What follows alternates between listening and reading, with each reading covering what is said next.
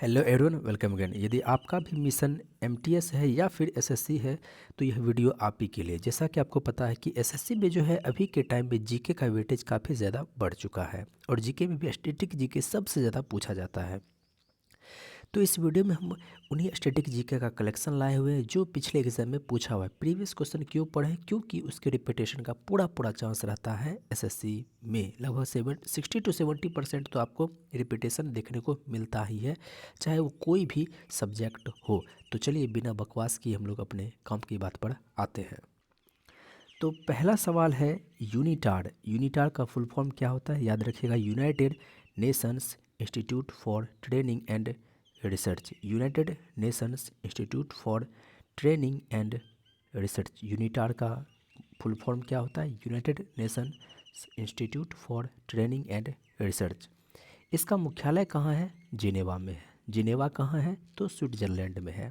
Switzerland की राजधानी क्या जिनेवा है? नहीं, स्विट्जरलैंड की राजधानी बर्न है। जिनेवा टू सम्मेलन कब हुआ था? 2014 में हुआ था। जिनेवा टू सम्मेलन कब हुआ था? 2014 में हुआ था। ये जिनेवा टू सम्मेलन किस देश से संबंधित है? तो याद रखिएगा, सीरिया। किस देश से संबंधित है? तो सीरिया। सीरिया से संबंधित है जिनेवा टू सम्मेलन। और ये जिनेवा टू सम्मेलन कब हुआ था? तो याद रखिएगा 2014 में। और सीरिया की राजधानी कहाँ है? याद रखिएगा, दमिश्क में है। ब्राज़ील। अगर ब्राज़ील की राजधानी की बात करें तो ब्राज़ील की राजधानी ब्राज़ीलिया है। यहाँ की मुद्रा की बात करें तो रियाल है। यहाँ की अगर राष्ट्रभाषा की बात करें तो पुर्तगाली है।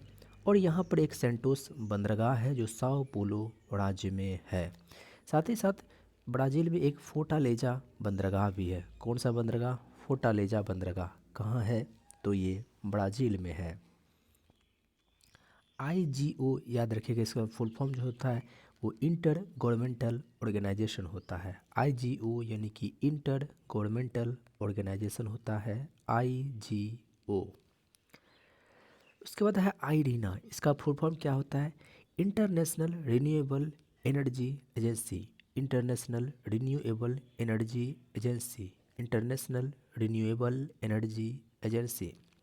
आईरेना, इंटरनेशनल रिन्यूएबल एनर्जी एजेंसी। इसकी स्थापना कब हुई थी? तो याद रखिएगा 2009 से 2010 के बीच में हुई थी आईरेना की स्थापना, यानी कि इंटरनेशनल रिन्यूएबल एनर्जी एजेंसी। इसकी स्थापना कब हुई थी? 2009 से 2010 के बीच में। आपको पता है कि मनमोहन सिंह जब वित्त मंत्री थे उनके समय में बहुत बड़ा एक चीज़ लाया गया था भारत में, आर्थिक उदारीकरण। क्या लाया गया था? आर्थिक उदारीकरण। कब लाया गया था? तो याद रखिएगा 24 जुलाई 1991 में। आर्थिक उदारीकरण हमारे भारत में कब लाया गया था? तो 24 जुलाई 1991 में लाया गया था आर्थिक उदारीकरण। इससे पिछले वीडियो में भी बताए थे आपको, M1 का मतलब जनता का रुपया होता है। इकोनॉमिक्स में जो आप M1 देखते हैं, M1 का मतलब जनता का रुपया होता है। भीम ऐप की शुरुआत जो है NPCI ने की थी, national payment corporation of India. लेकिन इस भीम की शुरुआत, इसका फुल फॉर्म भी याद रखिएगा, भारत इंटरफेस फॉर मनी। क्या होता है भीम का? Bharat interface for money.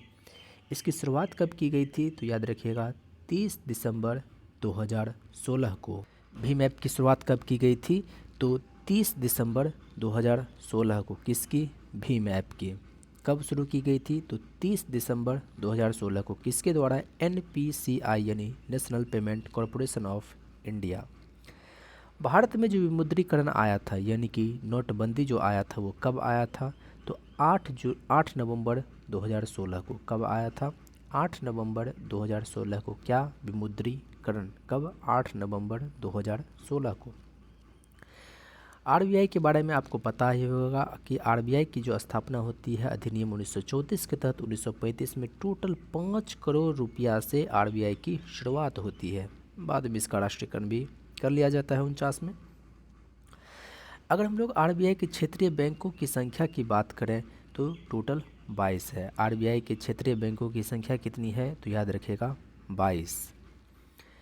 RTGS, real time growth settlement, full form याद रखिएगा, रियल टाइम ग्रोथ सेटलमेंट। वहीं पर नेफ्ट, इसका फुल फॉर्म होता है national electronic fund transfer, national electronic fund transfer NEFT, ये दोनों है क्या, तो ये मुद्रा अंतरण है। ये दोनों क्या है, तो मुद्रा अंतरण है। कौन कौन, आरटीजीएस और एनईएफटी, आरटीजीएस और एनईएफटी ये दोनों क्या है, तो मुद्रा अंतरण है।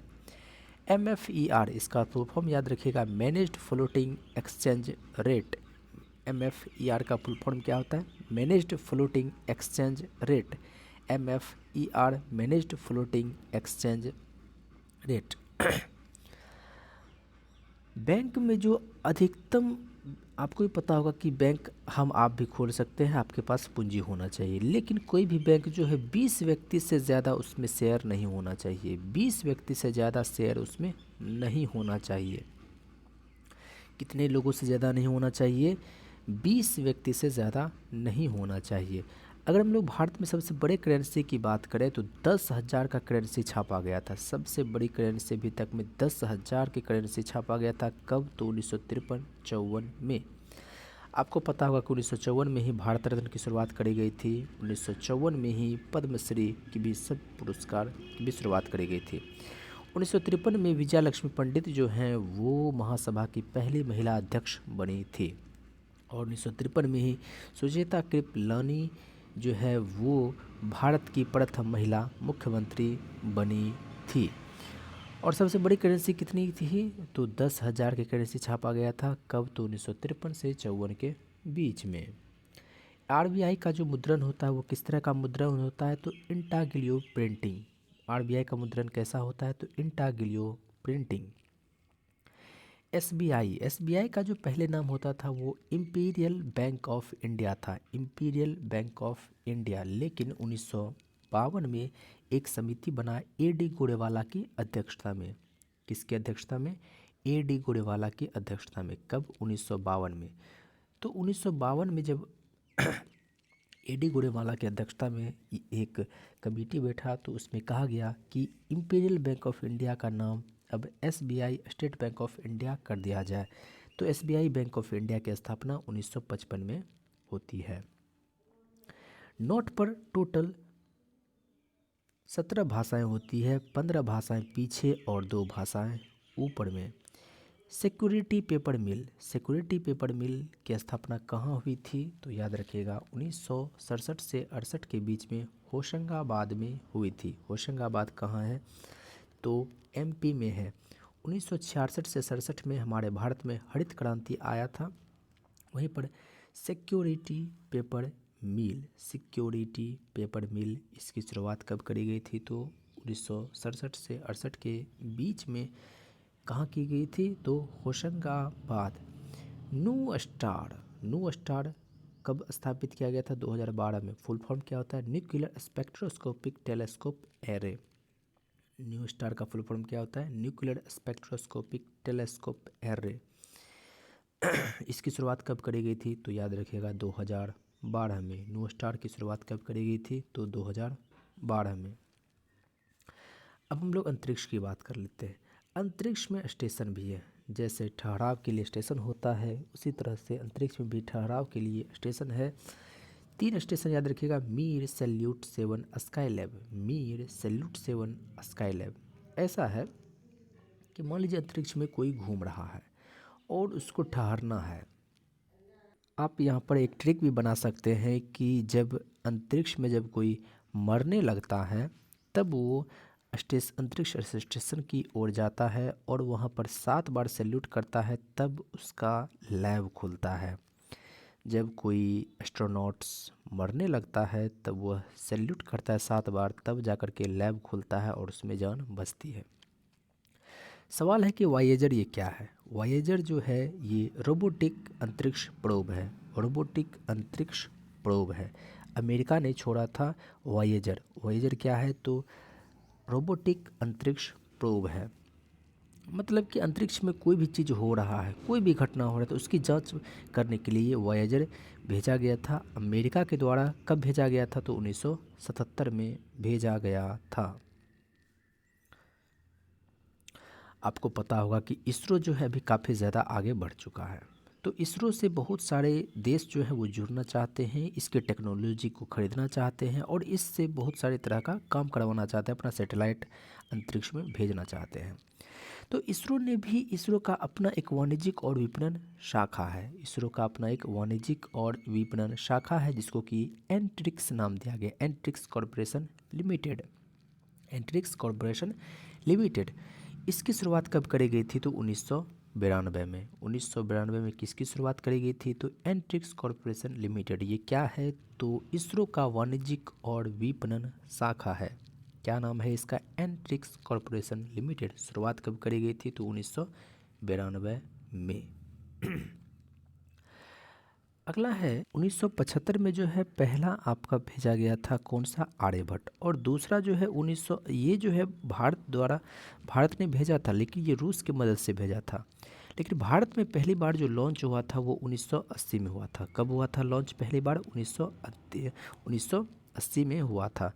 और सैटेलाइट का नाम क्या था? तो रोहिणी RS-1। क्या नाम था? रोहिणी RS-1। और इसको किस रॉकेट से छोड़ा गया था? SLV-3 से। SLV-3 से रोहिणी RS-1 को भारत में इसको लॉन्च किया गया था 1980 में। ये पहला भारत का उपग्रह है जो कि भारत से छोड़ा गया था। और आर्यभट्ट का जो नाम सुनते हैं, जिसको कि 1975 में छोड़ा गया था, वो भारत का था, लेकिन भारत से छोड़ा नहीं गया था, भारत से छोड़ा गया था रोहिणी RS-1 इसके 5 साल के बाद। अगर हम बात करें भारत का पहला संचार उपग्रह कौन सा है, भारत का पहला संचार उपग्रह कौन सा है? तो वो है एप्पल। क्या नाम है उसका? एप्पल।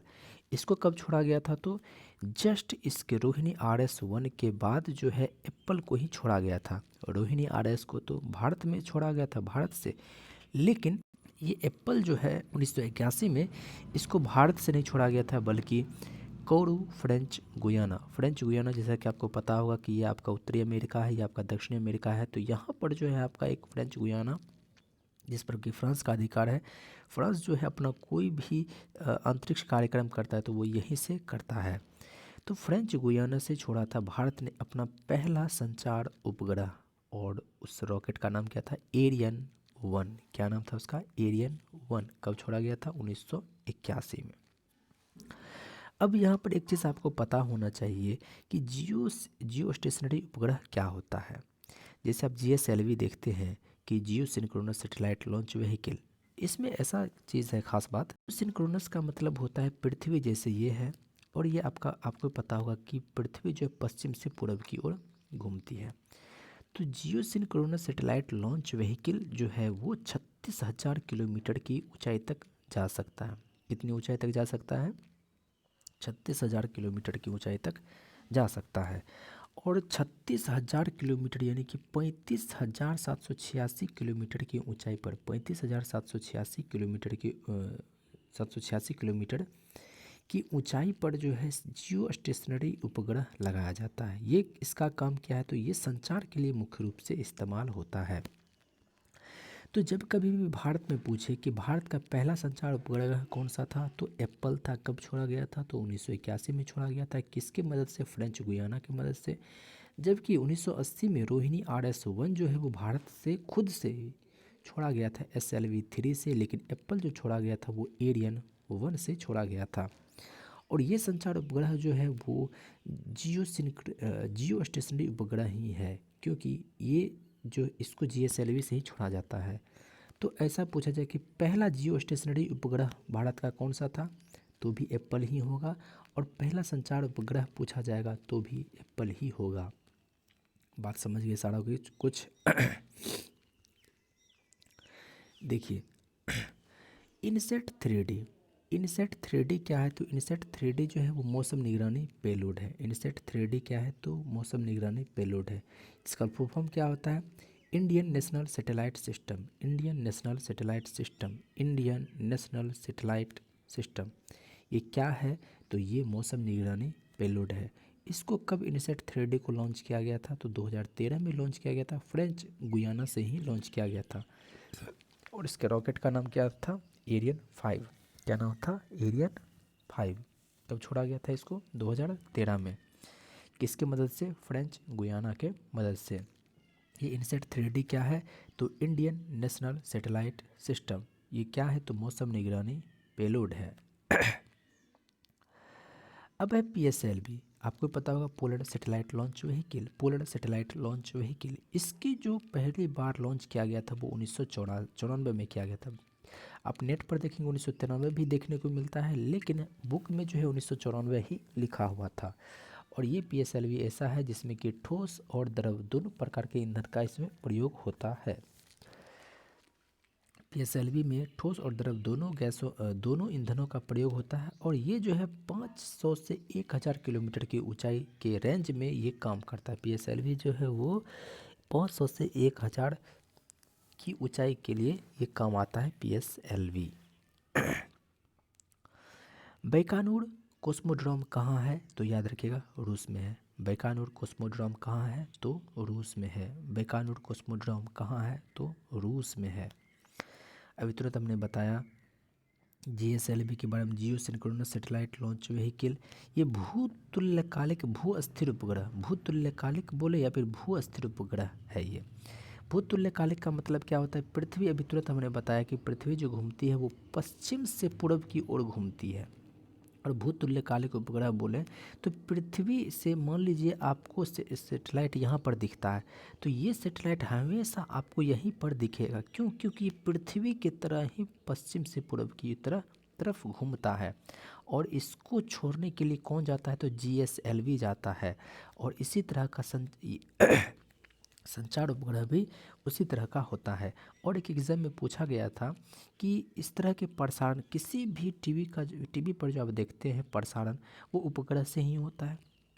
तो कहता है कि कम से कम कितने सैटेलाइट होना चाहिए, कम से कम कितने सैटेलाइट होना चाहिए कि संचार प्रसारण में किसी भी तरह का दिक्कत नहीं होगा। तो याद रखिएगा 3। ये एग्जाम में पूछा हुआ है, SSC में ही CGL में पूछा हुआ सवाल है कि टोटल जो है 3 उपग्रह होना चाहिए प्रसारण के लिए।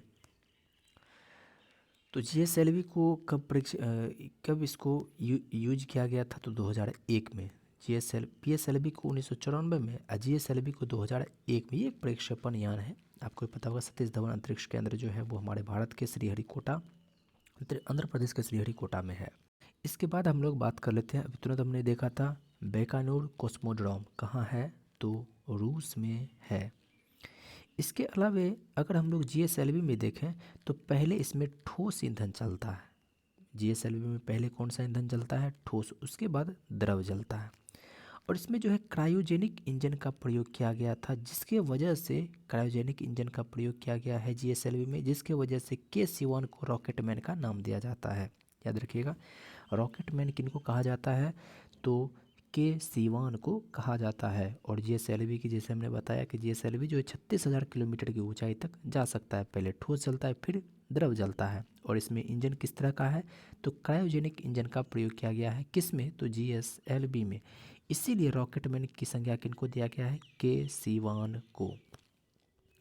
अभी तुरंत हमने देखा था GSAT-18। GSAT-18 क्या है तो संचार उपग्रह है। GSAT-18 क्या है तो संचार उपग्रह। खास करके देखिए जियो सिंक्रोनस सैटेलाइट लॉन्च व्हीकल यानी कि GSLV से जो है ना अक्सर संचार उपग्रह को ही भेजा जाता है। इसलिए यहाँ पर GSAT देख रहे हैं, जियो सिंक्रोनस सैटेलाइट। ये 18 है जिसको कि 2016 में छोड़ा गया था। ये एक संचार उपग्रह है।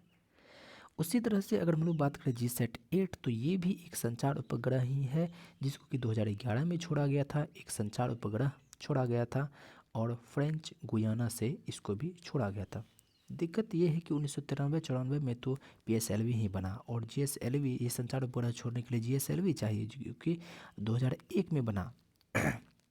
तो उस समय इतना साधन नहीं था कि हमारा काम परफेक्ट हो पाएगा या नहीं, शायद इसलिए GSAT-18 हो जो कि 2011 में GSAT-18 हो जो कि 2016 में छोड़ा गया है। और फिर GSAT-8 हो जिसको कि फ्रेंच गुयाना से 2011 में छोड़ा गया है। IRNSS ये क्या है तो Indian regional navigational satellite system. Indian regional navigational satellite system. Indian regional navigational satellite system. Indian regional navigational satellite system. Indian regional navigational satellite system.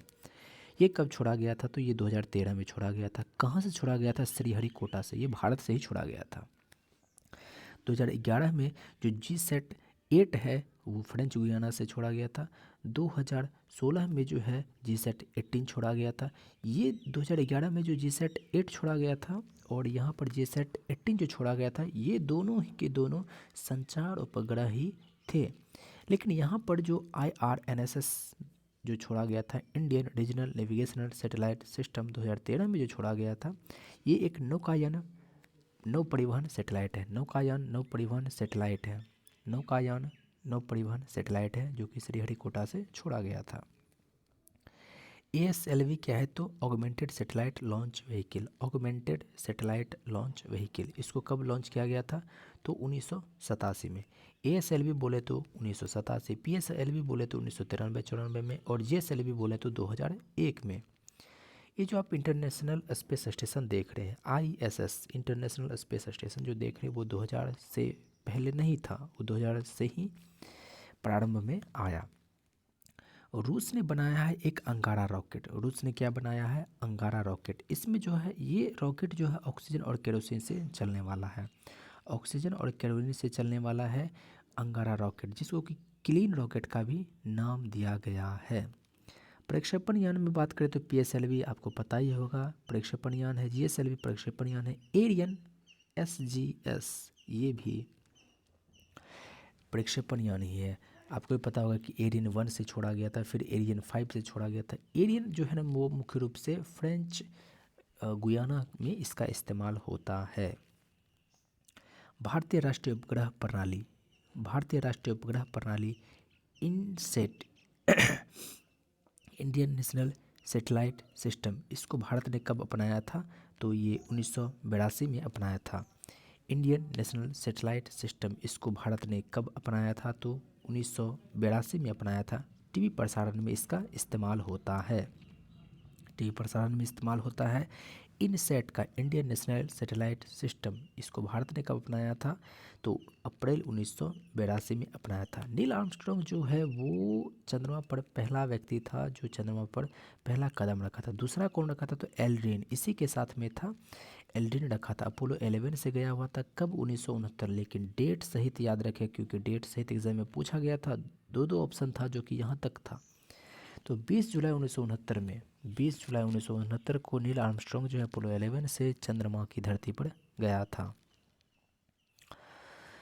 GPS जो है वो अमेरिका ने लॉन्च किया था 1960 में। GPS कब, global positioning satellite, global positioning system, global positioning system, ये 1960 में आया था। अमेरिका ने GPS सिस्टम को लाया था। किन्होंने लाया था तो अमेरिका ने लाया था। चंद्रमा की सतह पर पहुंचने वाला जो था वो लूना 2 था। चंद्रमा की सतह पर पहुंचने वाला कौन सा था, लूना 2। चंद्रमा की सतह पर सबसे पहले कौन पहुंचा था तो याद रखिएगा रूस पहुंचा था। कब, 1966 में। चंद्रमा की सतह पर कौन पहुंचा था, पहुंचा था मतलब ये नहीं कि इंसान पहुंच गया था, बल्कि इस पर जो पहुंचा था सिर्फ सैटेलाइट पहुंचा था। तो ये चंद्रमा की सतह पर पहुंचने वाला पहला जो देश था वो रूस था। 1966 में पहुंचा था लूना 2 से। और वहीं पर चंद्रमा का चक्कर लगाने वाला अगर पहले ग्रह की बात करें तो वो है लूना 10, है लूना 10।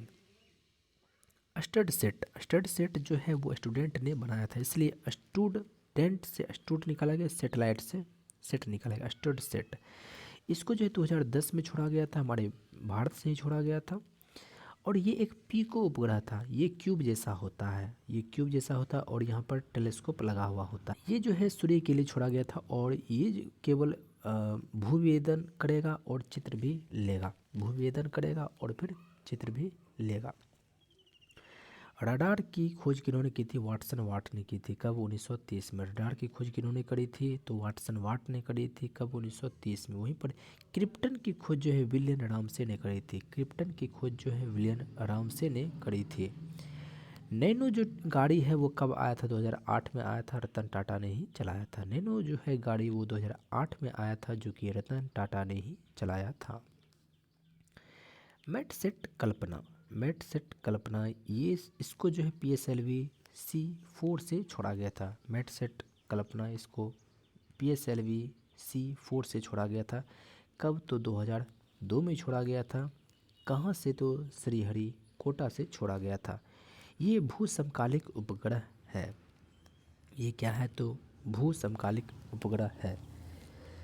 और ये एक भारत का जो है पहला विशिष्ट मौसम उपग्रह है। ये भारत का पहला विशिष्ट मौसम उपग्रह है। कब छोड़ा गया था? तो 2002 में छोड़ा गया था। कहाँ से? तो श्रीहरिकोटा से। ये भू समकालिक उपग्रह है। देखिए ये सवाल आपके एग्जाम में ही पूछा गया था, डायरेक्ट हमने इसको लिख दिया है। मानव के एक समूह के विचलन वर्गों का योग न्यूनतम होता है यदि इसे समांतर माध्य से मापा जाता है। मानव के एक समूह के विभिन्न वर्गों का योग न्यूनतम होता है यदि इसे समांतर माध्य से मापा जाता है।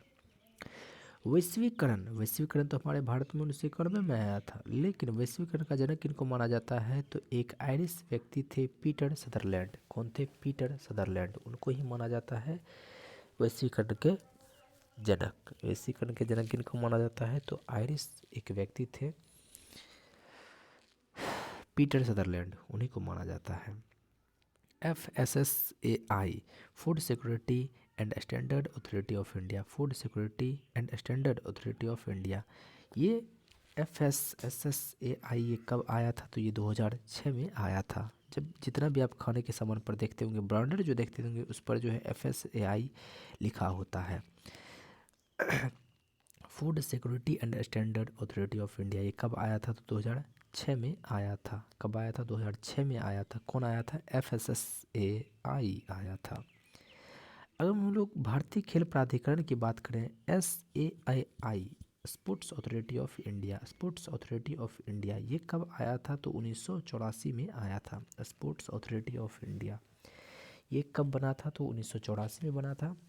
और 1984 में बनने के बाद राष्ट्रीय शारीरिक शिक्षा और खेलकूद सोसाइटी स्निप्स, ये दोनों दे दिया गया 1987 में भारतीय खेल प्राधिकरण को। भारतीय खेल प्राधिकरण भारतीय खेल प्राधिकरण इसकी स्थापना कब हुई थी? 1984 में हुई थी, स्पोर्ट्स अथॉरिटी ऑफ इंडिया। लेकिन बाद में 1987 में और दो चीज़ों को मर्ज कर दिया गया, राष्ट्रीय शारीरिक शिक्षा, राष्ट्रीय शारीरिक शिक्षा और दूसरा खेलकूद सोसाइटी स्निप्स, इन दोनों को भी इसी में डाल दिया गया। अगला है खादी और ग्रामोद्योग सहकारी उत्पाद संघ। खादी और ग्रामोद्योग सहकारी उत्पाद संघ, इसकी स्थापना 1954 में हुई थी। कब हुई थी? 1954 में हुई थी।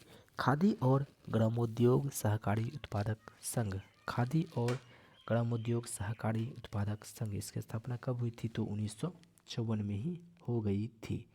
नाफेड, फुल फॉर्म क्या होता है? National agriculture federation of India. National agricultural federation of India, national agricultural federation of India, national agricultural federation of India, national agriculture federation of India, ये कोऑपरेटिव मार्केटिंग है। नाफेड की स्थापना 1958 में हुई थी। कब हुई थी इसकी स्थापना? 1958 में थी। नाफेड